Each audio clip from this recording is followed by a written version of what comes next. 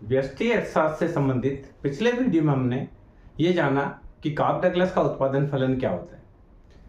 हमने उत्पादन फलन के बारे में डिस्कस किया कि उत्पादन फलन तीन प्रकार के होते हैं। एक परिवर्तित साधन सहित उत्पादन फलन, जिसे हम जिसका अध्ययन हम परिवर्तनशील अनुपातों के अंतर्गत करते हैं। दूसरा हमने देखा कि दो परिवर्तित साधन सहित उत्पादन फलन, जिसका अध्ययन हम समोत्पाद वक्र के अंतर्गत करते हैं। और सभी परिवर्तनशील साधनों सहित उत्पादन फलन, जिसका अध्ययन हम पैमाने के प्रतिफल के अंतर्गत करते हैं। तो इस प्रकार से हमने कुल तीन प्रकार के उत्पादन फलन की बात की थी। आज के इस वीडियो में हम एक परिवर्तनशील साधन सहित उत्पादन फलन अर्थात परिवर्तनशील अनुपातों का नियम क्या होता है उसकी बात करेंगे। सामान्य रूप से अल्पकालिक छोटी अवधि होती है, जिसमें सभी साधन जो उत्पादन के हैं, भूमि, पूंजी, श्रम, प्रबंध और साहस, सभी साधनों को परिवर्तन किया जाना संभव नहीं होता है। अल्पकाल में हम नई फैक्ट्री नहीं लगा सकते हैं, अल्पकाल में हम नई मशीन नहीं खरीद सकते हैं, अल्पकाल में हम नई भूमि नहीं ले सकते, नया भवन नहीं बना सकते। तो अल्पकाल में जब समय अवधि छोटी होती है तो उस समय उत्पादन के कुछ साधनों को स्थिर रख दिया जाता है और केवल कुछ ही साधन में परिवर्तन किया जा सकता है। हम मान लेते हैं कि उत्पादन के अन्य सभी साधनों को स्थिर कर केवल श्रम की मात्रा में परिवर्तन करते हैं, तो उसके फलस्वरूप उत्पादन की मात्रा में जो परिवर्तन होता है उसका अध्ययन हम परिवर्तनशील अनुपातों के नियम के अंतर्गत करते हैं। सामान्य रूप से हम इसमें एक या एक से अधिक साधनों को स्थिर मानते हैं, पर आज जो हम विश्लेषण करेंगे परिवर्तनशील अनुपातों का नियम, उसमें हम उत्पादन के एक ही साधन को परिवर्तनशील मानेंगे, बाकी सभी साधनों को स्थिर मानकर हम बात करेंगे।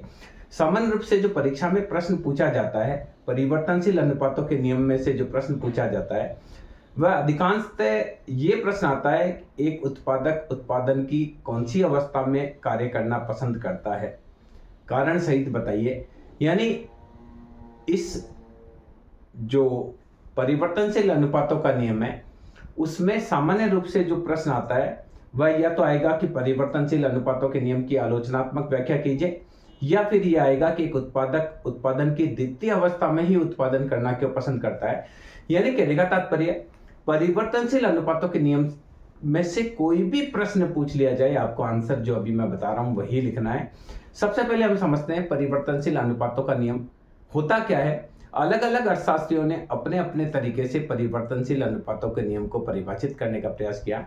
मैं यहाँ एक दो जो परिभाषा है जो कि बहुत रिनोल्ड एक अर्थशास्त्रियों के द्वारा दी गई उसकी चर्चा करना चाहूंगा, जिसमें सबसे महत्वपूर्ण परिभाषा हम कह सकते हैं प्रोफेसर स्टिगलर की है। स्टिगलर क्या कहते हैं, जब कुछ साधनों को स्थिर रखकर केवल एक ही साधन में परिवर्तन किया जाता है तो एक सीमा के पश्चात उत्पादन में होने वाली वृद्धि कम हो जाएगी, अर्थात सीमांत उत्पादन घटता चला जाएगा। स्टिगलर क्या कहते हैं, जब उत्पादन के अन्य साधनों को स्थिर रखकर केवल एक ही साधन में परिवर्तन किया जाता है तो एक सीमा के पश्चात उस साधन की सीमांत उत्पादकता गिरना प्रारंभ हो जाएगी। इसी प्रकार से एक और परिभाषा जो बहनम के द्वारा दी गई, जब किसी साधनों के संयोग से, जब विभिन्न साधनों के संयोग में से किसी एक साधन का अनुपात बढ़ाया जाता है तो एक सीमा के पश्चात जो बढ़ाया गया साधन है उसकी सीमांत उत्पादकता और औसत उत्पादकता गिरने लगती है।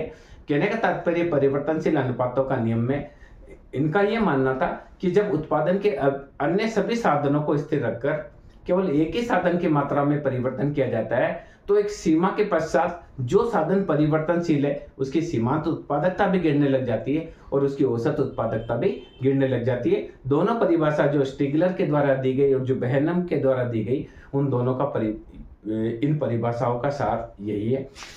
अब हम यहाँ देखते हैं कि परिवर्तनशील अनुपातों के नियम की कुछ मान्यताएं हैं, जिस मान्यता पर आधारित ये नियम है उसके बाद हम इस नियम की व्याख्या करेंगे।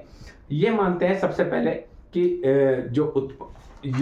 जो माना है ये अल्पकालीन अवधारणा है। जैसा कि मैंने आपको पहले भी डिस्कस किया था कि परिवर्तनशील अनुपातों के नियम हम क्या मान रहे हैं, अल्पकाल की अवधि छोटी अवधि होती है जिसमें सभी साधनों में परिवर्तन किया जाना संभव नहीं होता है। तो उत्पादन के अन्य साधनों को स्थिर रखकर केवल एक ही साधन में हम परिवर्तन करके उत्पादन में उसका क्या प्रभाव पड़ता है उसका अध्ययन करते हैं। इस कारण से हम इसकी मान्यता में अगर हम लेंगे तो पहली चीज कि परिवर्तनशील अनुपातों का नियम जो है वो अल्पकाल से संबंधित है। दूसरा, अन्य सभी साधनों को स्थिर रखकर इसमें एक ही साधन की मात्रा को बढ़ाया जाता है। साधन घटाया नहीं जाता है बल्कि बढ़ाया जाता है, और जिस अनुपात में साधन को बढ़ाया जाता है एक निश्चित सीमा तक हो सकता है उत्पादन हमको बढ़ते हुए क्रम में मिले, पर एक निश्चित सीमा के पश्चात श्रम की जो भी साधन हम परिवर्तनशील करेंगे उसकी सीमांत और औसत उत्पत्ति गिरती हुई होगी। तो पहली चीज ये जो सिद्धांत है वो अल्पकालीन सिद्धांत है, यानी अल्पकाल की मान्यता पर आधारित है। दूसरा, अन्य सभी साधनों को स्थिर रखकर केवल एक ही साधन या एक से अधिक साधन में परिवर्तन किया जाता है, पर आज के इस विश्लेषण में हम केवल एक ही साधन में परिवर्तन की बात कर रहे हैं। तीसरा, ये मानकर चलते हैं कि जो भी तकनीकी ज्ञान है वो स्थिर है, यानी तकनीक में कोई भी परिवर्तन नहीं होता है। जिस तकनीक से उत्पादन किया जा रहा है उसी तकनीक से उत्पादन किया जाता रहता है। इसके अलावा श्रम की सभी इकाइयां समरूप है, यानी श्रम जो जितने भी श्रमिक होते हैं उनकी कार्य क्षमता समान होती है। श्रम की सारी इकाइयां समरूप है, यानी एक श्रमिक दिन भर में अगर मान लो 20 मटके का उत्पादन करता है तो दूसरा श्रमिक लाएंगे तो वो भी 20 मटके का उत्पादन करेगा, कुल मिलाकर 40 हो जाएंगे। तीसरा श्रमिक लाएंगे तो वो भी 20 ही मटकों का उत्पादन करेगा, कुल मटके 30 हो जाएंगे, यानी श्रम की सभी इकाइयां समरूप है। इसके अलावा परिवर्तनशील साधन की सभी इकाइयां पूर्णतः विभाजित है। जिस भी साधन को हम परिवर्तन कर रहे हैं वो उसको टुकड़ों में खरीदा जा सकता है। ऐसा नहीं है कि श्रम हम लेंगे तो हमेशा 10 श्रमिक एक साथ लेने पड़ेंगे। हम उसको परिवर्तनशील साधन है वो विभाज्य है, यानी उसको एक एक करके भी लिया जा सकता है। जैसे मशीन होती है, मशीन का तो एक फिक्स है, मशीन को आप टुकड़ों में नहीं ले सकते। एक कार लेकर आएंगे तो ऐसा नहीं है कि एक बार 4 पहिए खरीद लिए, एक बार इंजन खरीद लिया, एक बार कार की बॉडी खरीद ली, वो एक साथ आपको खरीदनी पड़ेगी। पर हम इसमें मान रहे हैं कि जो साधन परिवर्तनशील है उनको हम छोटी छोटी इकाइयों में विभाजित कर सकते हैं। तो इस मान्यता, ये कुछ मान्यताएं मानी। अब हम ये मान रहे हैं कि उत्पादन के अन्य साधन जो है स्थिर है। मान लो उनको हमने के मान लिया, उत्पादन के स्थिर साधन को के मान लिया। 1 2 3 4 5 6 7 8 9 और 10 ये स्थिर है। लेबर में हम चेंज कर रहे हैं 1 2, जैसे देखिए ये मान लो मशीन है वो स्थिर है, मशीन स्थिर है तो हम मान लेते हैं कांस्टेंट है कि मशीन है वो 1 1 1 1 1 1 1, और लेबर में चेंज हो रहा है 3 4 5 6 7 8 9 एंड 10। हम ये मानकर चल रहे हैं कि जो स्थिर साधन है वो हमने 1 1 लिखा है, आप 5 5 भी लिख सकते हैं, 2 2 भी लिख सकते हैं, कुछ भी आप लिख सकते हैं, और लेबर की मात्रा परिवर्तनशील है। अब देखिए total production of labour, marginal production of labour और एवरेज प्रोडक्शन ऑफ लेबर। तो एक मशीन है उसके साथ एक श्रमिक है और मान लीजिए उत्पादन होता है 3, एक और श्रमिक लगाते उत्पादन हो जाता है 7, एक और श्रमिक लगाते उत्पादन हो जाता है 12। क्लियर? उसके बाद में हम एक और श्रमिक लगाते उत्पादन हो जाता है 16, उसके बाद 19, उसके बाद 21, उसके बाद 22, उसके बाद 22, उसके बाद 21 और उसके बाद 50। ये कुल उत्पादन है। हमने क्या किया, उत्पादन के अन्य सभी साधनों को स्थिर मान लिया, ये के से हम डिनोट कर रहे हैं, और उत्पादन के केवल हम श्रम में परिवर्तन कर रहे हैं। पहले एक श्रमिक था, दूसरा श्रमिक हुआ, तीसरा श्रमिक हुआ, चौथा, पांचवा, छठा, ऐसे श्रमिकों की एक एक मात्रा हम बढ़ा रहे हैं। तो कुल उत्पादन 3 हुआ, फिर 2 श्रमिक मिलकर 7 कर दिया, 3 श्रमिकों ने मिलकर 12 कर दिया, 4 श्रमिक हो गए तो 16 हो गया, 5 हो गए तो 19 हो गया, 6 हो गए तो 21 हो गया, 7 हो गए तो 22 हो गया, 8 हो गए तो 22 ही रहा। इस प्रकार से तो मार्जिनल प्रोडक्टिविटी देखिए, पहला 3, 7 में से 3 घटाएंगे 4, 12 में से 7 घटाएंगे 5, 16 में से 12 घटाएंगे 4, 19 में से 16 घटाएंगे 3, 21 से 19 घटाएंगे 2, 22 से 1 घटाएंगे 1, ये 0, ये माइनस का 1 और ये माइनस का 6। ये मार्जिनल प्रोडक्टिविटी ऑफ लेबर है। एवरेज प्रोडक्टिविटी ऑफ लेबर निकालने के लिए क्या करते हैं, टोटल प्रोडक्टिविटी ऑफ लेबर में लेबर का भाग देते हैं। तो हम क्या करेंगे, 3 में 1 का भाग देंगे, 7 में 2 का तो आएगा 3.5, 12 में 3 का 4, फिर ये आया 4, 19 में 5 का 3.8, 6 में 21 का तो आएगा 3.5, 7 3 जा 21, 1 बचा, 7 1 जा 7, 3 बचा, 7 4 जा 28, 8 2 जा 22 को 8 से विभाजित करते हैं तो हम इसको 22 divided by 8 that is 2.75, 21 divided by 9 that is 2.33 और लास्ट 1.5। ये श्रम का औसत उत्पादन है। तो यहां देखिए हमने क्या किया, उत्पादन के अन्य साधन को स्थिर रखा जिसको हमने के से डिनोट किया। लेबर अन्य सभी साधनों को स्थिर कर केवल एक साधन में परिवर्तन कर रहे हैं और साधन की एक एक इकाइयां बढ़ा रहे हैं, लेबर की एक एक यूनिट कम बढ़ा रहे हैं। पहले 1 थी, फिर 2 हुई, 3 हुई, 4 हुई। तो देखिए स्टार्टिंग में क्या हो रहा है, पहले एक लेबर ने 3 प्रोडक्शन किया, दोनों ने मिलकर 7 किया, यानी दूसरे लेबर ने 4 प्रोडक्शन किया। तीसरा हुआ तो 12 हो गया, इसमें तीसरे की सीमांत उत्पादकता 5 है। चौथा लेबर और आया तो देखिए सीमांत उत्पादकता बड़ी अब घट रही है और यहां देखिए दोनों की सीमांत उत्पादकता और औसत उत्पादकता बराबर होगी। इसके बाद और लेबर का उत्पादन, एक और लेबर लेते हैं, उसकी प्रोडक्टिविटी गिरती है। ये देखिए मार्जिनल प्रोडक्टिविटी पहले बढ़ी 3 4 5, अब नीचे गिर रही है 4 3 2 1। इसी प्रकार से एवरेज प्रोडक्टिविटी पहले बढ़ती है 3 से 3.5, 4 हुई मैक्सिमम, 4 के बाद वापस से नीचे गिरने लग जाती है। क्लियर? अब देखिए इसको हम चित्र के माध्यम से बताएं।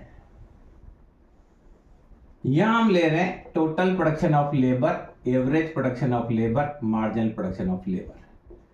लेबर 1 2 3 4 5 6 7 8 9 एंड 10, ये लेबर की इकाइयां हैं। 1 2 3 4 5 6 7 8 9 एंड 10। प्रोडक्शन हमको मैक्सिमम 22 तक लेना है तो 2 4 6 8 10 2 4 6 8 10 22, 2 4 6 8 10 12 14 16 18 20 22। अब देखिए सबसे पहले हम टोटल प्रोडक्शन ऑफ लेबर को प्लॉट करते हैं। तो पहले में ये हुआ 3, दूसरे में हुआ ये 7, तीसरे में होगा ये 16, थर्ड में 16, फोर्थ में 19, फिफ्थ में होगा 21,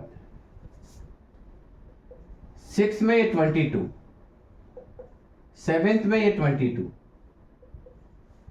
एट्थ में वापस 21 हो जाएगा,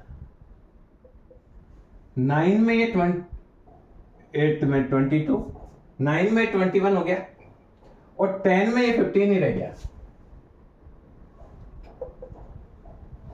देखिए पहले हमने लगाया 3, फिर 7, फिर थर्ड देखिए 12, थर्ड पे आएगा 12, फोर्थ पे आएगा ये, फिफ्थ पे ये आएगा, सिक्स पे 21, सेवन पे 27। तो ये देखिए इस प्रकार से यहां से देखिए ये नीचे है, फिर यहां से टर्न मार रहा है और ये स्थिर। Total productivity of labour. Marginal productivity देखेंगे 2 से 3 हुई, 3 से 4 हुई। देखिए सबसे पहले मार्जिनल प्रोडक्टिविटी को देखेंगे। मार्जिनल प्रोडक्टिविटी 3 यहीं पे है, 3 के बाद ये हुई 4, 4 के बाद हुई 5, उसके बाद 3, 5 के बाद वापस 4, उसके बाद 3, फिर 2, फिर 1, फिर 0। ये देखिए मार्जिनल प्रोडक्टिविटी।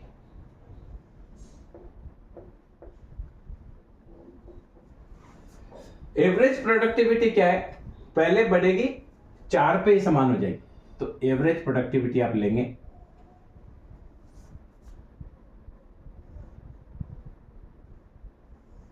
ऐसे आता है। तो कल भी हमने देखा था यही स्थिति, कल हमने एक चित्र बनाया था। तो देखिए उत्पादन की पहली अवस्था यहां होगी, फर्स्ट स्टेज ऑफ प्रोडक्शन, 1 2 3 4। ये देखिए पहले जो होता है ये मूल बिंदु के प्रति नतोदर होता है और यहां से ये चेंज हो रहा है, ये यहां से उन्नतोदर हो रहा है।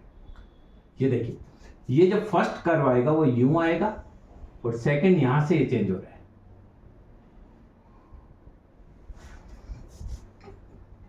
तो ये उत्पादन की प्रथम अवस्था। अब यहां देखिए सीमांत उत्पादक अधिकतम में तो यहां शून्य है, ये सेकेंड स्टेज और ये थर्ड स्टेज। अब आपके जो प्रश्न आता है, सामान्य रूप से जो प्रश्न पूछा जाता है वो ये पूछा जाता है, एक उत्पादक उत्पादन की द्वितीय अवस्था में ही उत्पादन करना क्यों पसंद करता है। तो ये आप चित्र बनाएंगे तो ये आ जाएगा, देखिए ये हमने ले लिया L, ये हमने ले लिया M, वॉट एवर कोई का, और यहां परपेंडिकुलर देखेंगे तो ये देखिए फर्स्ट जो मूल बिंदु से हम परपेंडिकुलर डाल रहे हैं तो ये यहां टच हो रहा है। अब यहां ढाल है वो यहां ढाल एकदम स्थिर है, शून्य डाले हैं, ये दोनों बराबर है। तो यहां देखिए अब ये देखिए ये पूरा फर्स्ट स्टेज, ये सेकंड स्टेज, थर्ड स्टेज। अब देखिए उत्पादन की प्रथम अवस्था में क्या होता है, उत्पादन की प्रथम अवस्था में श्रम की मात्रा कम है, पूंजी स्थिर है, श्रम बढ़ाते हैं तो पूंजी का पूर्ण प्रयोग होता है। तो उत्पादन की प्रथम अवस्था में आप देखेंगे कि श्रम की सीमांत उत्पादकता बढ़ रही है, 3 से 3.4, 4 से 4, ये फर्स्ट स्टेज। ये जब तक शून्य नहीं होती, ये सेकंड स्टेज है, और ये ऋणात्मक प्रतिफल की अवस्था, ये थर्ड स्टेज, ये सेकंड स्टेज और ये फर्स्ट स्टेज। तो देखिए उत्पादन की प्रथम अवस्था में क्या होता है, जैसे जैसे हम स्थिर साधन के अनुपात में परिवर्तनशील साधन यानी श्रम की मात्रा बढ़ाते हैं, श्रम की सीमांत उत्पादकता बढ़ती है, 3 से 4 हो जाती है, 4 से 5 हो जाती है, और श्रम की औसत उत्पादकता भी बढ़ती है। वो क्यों बढ़ती है, वो इसलिए बढ़ती है कि स्थिर साधन जो हमने लगा रखे उनका पूर्ण यूटिलाइजेशन होने लगता है। जब मशीन आपके पास बड़ी है और आपके पास एक ही श्रमिक है तो मशीन 8 घंटे ही चलेगी। मान लो आपने 2 मशीन लगा रखी है, केवल एक ही श्रमिक यूज कर रखा है, तो एक वो 2 मशीन में से एक मशीन तो आपकी स्थिर पड़ी है, दूसरी मशीन आपकी चल रही है, वो भी केवल 8 घंटे ही चल रही है। जब श्रम दूसरा श्रम लाते हैं तो वो मशीन दोनों 8-8 घंटे चलने लग जाती है, तीसरा श्रमिक लाते हैं तो एक मशीन 16 घंटे चल रही है, दूसरी 8 घंटे चल रही है, चौथा श्रमिक लाए तो और मशीन ज्यादा चलने लगी। यानी जैसे जैसे हम श्रम की मात्रा बढ़ाते हैं, स्थिर साधन का पूरा यूटिलाइजेशन होने लगता है, तो श्रम की सीमांत उत्पादकता भी बढ़ती है और औसत उत्पादकता भी बढ़ती है, और कुल उत्पादकता भी बढ़ती है। टोटल 3 से हुई 7, 7 से हुई 12, 12 से हुई 16। क्लियर। तो यहां क्या है, इस अवस्था, ये जो अवस्था है ये मूल बिंदु से प्रारंभ होती है। कहां से, स्टार्टिंग से स्टार्ट हो रही है, ये यहां से हम इस कर्व को स्टार्ट कर रहे हैं। ये देखिए ये अवस्था मूल बिंदु से प्रारंभ होती है जब प्रोडक्शन शून्य है, जब लेबर शून्य है। लेबर शून्य है तो टोटल प्रोडक्शन भी शून्य होगा, एवरेज प्रोडक्शन भी शून्य होगा और मार्जिनल प्रोडक्शन भी शून्य होगा। जब जैसे लेबर की एक एक मात्रा बढ़ेगी तो ही उत्पादन, तो कुल उत्पादन भी बढ़ेगा, सीमांत उत्पादन भी आएगा, औसत उत्पादन भी आएगा। तो ये प्रथम अवस्था जो है वो मूल बिंदु से प्रारंभ होती है, और जिस स्थान पर औसत उत्पादन अधिकतम होता है वहां तक रहती है। आप ये ध्यान रखना, आपको यहां नहीं करना है। प्रथम अवस्था कहां करेंगे, प्रथम अवस्था जहां करेंगे जहां एवरेज प्रोडक्शन और मार्जिनल प्रोडक्शन ऑफ लेबर बराबर होगा। एवरेज प्रोडक्शन ऑफ लेबर बराबर होगा मार्जिनल प्रोडक्शन ऑफ लेबर की, वहां उत्पादन की प्रथम अवस्था को करना है। और जहां सीमांत उत्पादकता शून्य होती है वहां से आप एक और परपेंडिकुलर कर लेंगे, वहां उत्पादन की द्वितीय अवस्था होगी, और जहां सीमांत उत्पादक ऋणात्मक होगा वहां उत्पादन की तृतीय अवस्था होगी। तो यहां देखिए प्रथम अवस्था में क्या होता है, श्रम की औसत उत्पत्ति अधिकतम बिंदु तक जाती है, यानी शून्य सीमांत जो है मूल बिंदु से प्रारंभ होकर एवरेज प्रोडक्टिविटी जो मैक्सिमम होती है वहां तक की प्रथम अवस्था जाती है। क्लियर। इस अवस्था में कुल उत्पादन बढ़ता होता है। शुरू में ये बढ़ती हुई दर से बढ़ता है, देखिए पहले 3 बढ़ा फिर 4 बढ़ा, शुरू में ये देखिए यहां से 4 इंक्रीज हुआ, यहां से 5 इंक्रीज हुआ, शुरू में ये बढ़ती हुई दर से बढ़ता है, बाद में घटती हुई दर से बढ़ने लगता है, 4 इंक्रीज हुआ, फिर 3 हुआ, फिर 2 हुआ। तो प्रथम अवस्था की हम बात कर रहे हैं, तो प्रथम अवस्था मूल बिंदु से प्रारंभ होती है, और जिस स्थान पर श्रम की औसत उत्पादकता अधिकतम होती है वहां तक ये अवस्था होती है। इस अवस्था में श्रम की सीमांत उत्पादकता भी बढ़ती है, कुल उत्पादन भी बढ़ता है और औसत उत्पादन भी बढ़ता है। तो एक उत्पादक इस अवस्था में उत्पादन को बंद नहीं करेगा। क्यों नहीं करेगा, कि यदि वो इस अवस्था में उत्पादन को बंद कर देता है तो उसको और जो लाभ मिल सकता है ज्यादा श्रमिक लगा के मशीनों का पूर्ण यूटिलाइजेशन करने से, वह मिल नहीं पाएगा। तो इस अवस्था में एक उत्पादक और श्रम की मात्रा बढ़ाएगा तो उत्पादन और बढ़ेगा, उत्पादन बढ़ेगा, एवरेज प्रोडक्टिविटी बढ़ रही है, मार्जिनल प्रोडक्टिविटी बढ़ रही है। तो ऐसी स्थिति में एक उत्पादक का लाभ भी इस अवस्था में बढ़ता है। तो कोई भी उत्पादक इस अवस्था में उत्पादन को बंद नहीं करेगा। दूसरी चीज, इस अवस्था में एक सीमांत उत्पादन जो है अधिकतम होकर थोड़ा सा गिरने लग जाता है, पर औसत उत्पादन इस अवस्था के अंत तक लगातार बढ़ता है। पहले 3 हुआ, फिर 3.5 हुआ, फिर 4 हुआ, यहां तक, जब तक औसत और सीमांत उत्पादन बराबर नहीं हो जाते तब तक ये प्रथम अवस्था रहती है और ये बढ़ता हुआ अधिकतम बिंदु को प्राप्त होता है। अब देखिए दूसरी बात, ये अवस्था में क्या होता है। सबसे पहली चीज, इस अवस्था में स्थिर मात्रा की तुलना में परिवर्तनशील साधन कम होते हैं। यानी मशीनें हमारे पास ज्यादा है, स्थिर साधन, भूमि ज्यादा है, पूंजी ज्यादा है, पर हमारे पास श्रमिक कम है। उस भूमि पर काम करने के लिए श्रमिक कम है, उस मशीन पर काम करने के लिए श्रमिक कम है। तो इस कारण से इस अवस्था में यदि हम श्रम की मात्रा बढ़ाते हैं तो हमको स्थिर साधन का पूरा यूटिलाइजेशन मिलने लगता है। इस कारण से जो सीमांत उत्पादन है वो भी बढ़ता है और औसत उत्पादन भी बढ़ता है। दूसरी चीज, हम जब श्रमिकों की मात्रा बढ़ाते हैं तो श्रम विभाजन होता है। पहले एक ही श्रमिक को सारे कार्य करने थे। मान लो ये खेती का काम है तो बीज भी उसको ही बोना था, कटाई भी उसको ही करनी थी, थ्रेशर भी उसको ही चलाना था, पाणत भी उसी को ही करनी थी।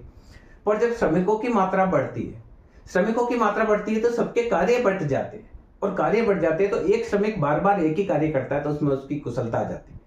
आप कभी देखेंगे कोर्ट में जाएंगे तो टाइपिस्ट को देखेंगे तो टाइपिस्ट क्या करता है, एक तरफ से तो क्या करता है, पेपर को पढ़ता है, दूसरी तरफ से वो टाइप करता है, तीसरी तरफ से पेपर को सेट करता है, चौथी स्टेज में वो आपसे बात भी करता रहता है, क्योंकि बार बार वो उसी काम को करता है तो बिना देखे वो टाइप कर लेता है। इसी प्रकार से श्रम भी जब एक ही कार्य को लगातार करते हैं तो श्रमिकों की कार्य क्षमता बढ़ जाती है। अगर मैं पढ़ाने का काम रोज करता हूं तो मुझे वीडियो बनाना होगा तो बहुत ज्यादा दिक्कत नहीं आएगी, पर आप में से कोई वीडियो बनाना चाहेगा तो बार बार रीटेक होगा, बार बार गलती होगी बोलने में, बार बार आपको वापस बनाना पड़ेगा। उसी प्रकार से जो काम आप बराबर कर रहे हैं तो उसमें आपकी कुशलता आ जाएगी, तो उसको आप बहुत अच्छी तरीके से कर पाएंगे। उसी प्रकार से जब श्रमिक ज्यादा होते हैं तो विशिष्टीकरण हो जाता है कि एक श्रमिक है वो पैकिंग का काम करेगा, एक मैन्युफैक्चरिंग का काम करेगा, एक ट्रांसपोर्टेशन का काम करेगा। इस प्रकार से श्रम का विशिष्टीकरण होता है और श्रम की कार्य क्षमता बढ़ती है। जब एक काम को श्रमिक लगातार करता है तो उसकी कार्य क्षमता बढ़ जाती है, उसमें परफेक्शन आने लगता है। अब देखिए सेकंड अवस्था की बात करते हैं। ये सेकंड अवस्था कहां से स्टार्ट होती है और कहां अंत होती है। जिस स्थान पर औसत उत्पादन व सीमांत उत्पादन बराबर होते हैं वहां से उत्पादन की द्वितीय अवस्था प्रारंभ होती है, और जिस स्थान पर सीमांत उत्पादकता शून्य हो जाती है, श्रम का सीमांत उत्पादन शून्य हो जाती है, उस अवस्था तक ये अवस्था रहती है। तो ये देखिए द्वितीय अवस्था में सीमांत उत्पादन गिरता होता है। 3 से 2 हुआ, 2 से 1 हुआ, 1 से 0 हुआ, और औसत उत्पादन में गिरता है। 3.8 से 3.5 हो गया, 3.14 हो गया, 2.75 हो गया। यानी इस अवस्था में श्रम का औसत सीमांत उत्पादन भी गिरता है, औसत उत्पादन भी गिरता है, पर इस अवस्था में कुल उत्पादन बढ़ता हुआ होता है, क्योंकि सीमांत उत्पादक गिरता हुआ तो है परंतु धनात्मक है। इस कारण से इस अवस्था में भी कुल उत्पादन बढ़ता है। अब इस अवस्था के प्रारंभ में और अंत में इसकी भी हम बात करेंगे। प्रारंभ में सीमांत उत्पादन अधिकतम होता है और अंत में प्रारंभ में सीमांत औसत उत्पादन अधिकतम होता है, सीमांत उत्पादन गिरता हुआ होता है, और इस अवस्था के अंत में सीमांत उत्पादन शून्य हो जाता है। तो यही एक ऐसी अवस्था होती है जिसमें श्रम और पूंजी दोनों की सीमांत उत्पादकता धनात्मक होती है। इसका हम उत्पादन की तीनों अवस्था की समीक्षा करेंगे अगले वीडियो में, तब आप समझेंगे। मैं आपको थोड़ा सा यहां बता देता हूं कि प्रथम अवस्था में क्या होता है। प्रथम अवस्था में श्रम की सीमांत उत्पादकता पॉजिटिविटी होती है, श्रम का औसत उत्पादन बढ़ता है, तो श्रमिक की वजह से कमाई बढ़ती है, पर पूंजी मशीनें ज्यादा है, बेकार पड़ी है, तो उन मशीनों का ब्याज फालतू लगता है। तो इस अवस्था में श्रम की तो सीमांत उत्पादकता पॉजिटिव होती है, यानी मार्जिनल प्रोडक्टिविटी ऑफ लेबर तो पॉजिटिव होती है, पर marginal productivity of capital negative role इस अवस्था में अदा करती है। प्रथम अवस्था में श्रम की सीमांत उत्पादकता तो धनात्मक रोल करती है, क्योंकि जैसे जैसे हम श्रमिक बढ़ाते हैं औसत उत्पादन भी बढ़ता है, सीमांत उत्पादन भी बढ़ता है। पर यहाँ क्या है, स्थिर साधन ज्यादा मात्रा में है, मशीनें बड़ी बड़ी लगी हुई है, श्रमिक कम है, तो मशीनों पर जो ब्याज लग रहा है, पूंजी लगी हुई है, उसका ब्याज फालतू जा रहा है। बहुत बड़ी बिल्डिंग ले रखी है उत्पादन करने के लिए, पर उस बिल्डिंग का एक छोटा सा ही कोना काम में आ रहा है उत्पादन के, बाकी बिल्डिंग काम नहीं आ रही, कम श्रमिक है, तो उसका जो किराया है वो फालतू लग रहा है। तो ऐसी स्थिति में प्रथम अवस्था में श्रम की सीमांत उत्पादकता तो पॉजिटिव रोल अदा करती है, पर मशीनों का ब्याज फालतू जाता है, तो वह लाभ को बढ़ाने के स्थान पर घटाती है। दूसरी अवस्था में क्या होता है, यहाँ श्रम की सीमांत उत्पादकता भी आप देख रहे हैं पॉजिटिव है, मार्जिनल प्रोडक्टिविटी ऑफ लेबर भी पॉजिटिव है, और मार्जिनल प्रोडक्टिविटी ऑफ कैपिटल भी यहाँ पॉजिटिव रोल अदा करने लग जाती है। एक सीमा से ज्यादा श्रमिक काम आ जाते हैं तो मशीनों का पूर्ण क्षमता से प्रयोग होने लगता है। मशीन अगर 3 शिफ्ट में चलती है तो तीनों शिफ्ट में मशीन चलने लगती है। जितनी बिल्डिंग हमने किराए पर ले रखी है, उस पूरी बिल्डिंग किराए पर ले रखी है, उसमें वर्क होना चालू हो जाता है, तो उस किराया का भी पूरा फायदा मिलता है, तो फिर पैमाने की हमको मितव्ययताएं प्राप्त होती है। इस कारण द्वितीय अवस्था में क्या होता है, मशीन श्रम भी पॉजिटिव रोल अदा करता है और मशीनें भी पॉजिटिव रोल अदा करती है। पर इस जो द्वितीय अवस्था है, अब हम ये कह सकते हैं कि औसत उत्पत्ति के अधिकतम बिंदु से द्वितीय अवस्था प्रारंभ होती है और उस बिंदु पर समाप्त होती है जहां सीमांत उत्पादन शून्य होता है। इस अवस्था में श्रम की मार्जिनल प्रोडक्टिविटी पॉजिटिव होती है, लगातार गिरती हुई होती है पर पॉजिटिव होती है, और एवरेज प्रोडक्टिविटी भी गिरती हुई होती है। ये ह्रासमान प्रतिफल की अवस्था इसको कह सकते हैं, क्योंकि यहाँ श्रम की सीमांत उत्पादकता भी गिर रही है और पूंजी की श्रम की औसत उत्पादकता भी गिर रही है। ये गिरने का कारण क्या है? पहली चीज, एक सीमा से ज्यादा श्रमिक लगाते हैं तो स्थिर साधन कम पड़ने लग जाते हैं उसकी वजह से। दूसरा, स्थिर साधन अविभाज्य है, मशीन एक पूरी की पूरी आएगी, टुकड़ों में आ नहीं सकती, तो स्थिर साधन एक सीमा से ज्यादा श्रमिक लगाते हैं तो पहली चीज तो स्थिर साधन कम पड़ने लग जाते हैं, और दूसरी चीज स्थिर साधन की अविभाज्यता होती है। तीसरा, साधन जो होते हैं उनमें पूर्ण स्थानापन्नता नहीं होती है, अपूर्ण स्थानापन्न होती है। यही कारण है कि द्वितीय अवस्था में जो है इसको हम ह्रासमान सीमांत प्रतिफल की अवस्था कहते हैं। अब यही एक अवस्था ऐसी होती है जहां श्रम का सीमांत उत्पादक भी धनात्मक होता है और पूंजी का सीमांत उत्पादन भी धनात्मक होता है।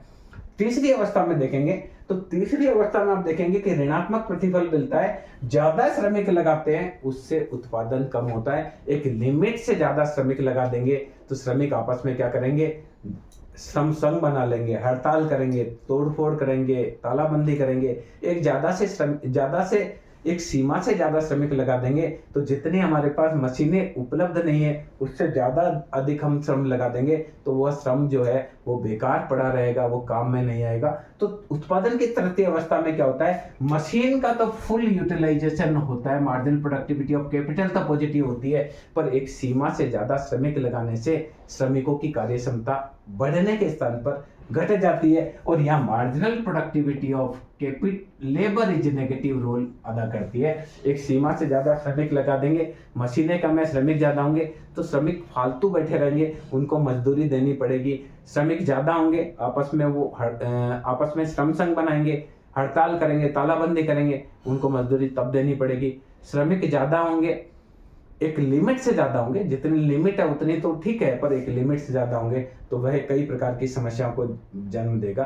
तो तृतीय अवस्था वहां से प्रारंभ होती है जहां श्रम की सीमांत उत्पादकता शून्य होती है, उसके बाद श्रम की सीमांत उत्पादकता ऋणात्मक होती है। यानी उसके बाद हम श्रमिक लगाते हैं, ज्यादा श्रमिक लगाते हैं और उत्पादन कम होता है, तो इसका मतलब है ज्यादा श्रमिक लगाने से हमको पैसा भी उनको मजदूरी के रूप में ज्यादा देना पड़ा, और उत्पादन कम हुआ तो हमको उससे ज्यादा श्रमिक लगाने की वजह से लाभ भी कम होने लगा। तो हमारे यहाँ बहुत सारे उद्योगों में over employment of the labour भी एक बड़ी प्रॉब्लम है। एक सीमा से ज्यादा श्रमिक लगाते हैं तो ये प्रॉब्लम क्रिएट होती है।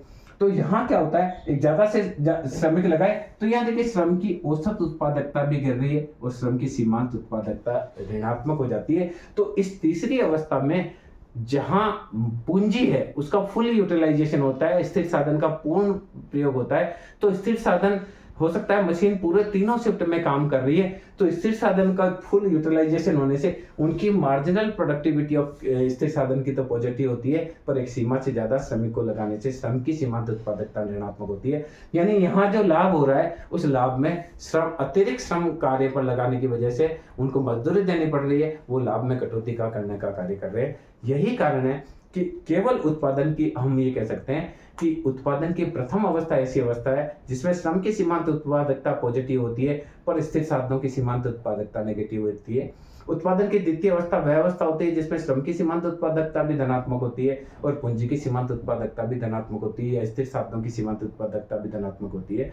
और यही कारण है कि एक उत्पादक हमेशा द्वितीय अवस्था में ही उत्पादन करना पसंद करता है, क्योंकि प्रथम अवस्था में श्रम उसके लाभ को बढ़ाता है, पर पूंजी पर ज्यादा पूंजी जो लगी हुई है उसका ब्याज उसके लाभ को घटाता है। इसी प्रकार से तृतीय अवस्था में पूंजी उसके लाभ को बढ़ाती है, पर अतिरिक्त मात्रा में श्रम लगाने की वजह से उनको जो मजदूरी देनी पड़ती है उसकी वजह से लाभ कम होता है। इस कारण से एक उत्पादन की जो द्वितीय अवस्था ही होती है वह एक ऐसी अवस्था होती है जिसमें एक उत्पादक हमेशा उत्पादन करना पसंद करता है, क्योंकि यही एक ऐसी अवस्था होती है जिसमें उसका लाभ अधिकतम होता है। तो मैं समझता हूँ इस वीडियो के माध्यम से आप समझ पाए होंगे कि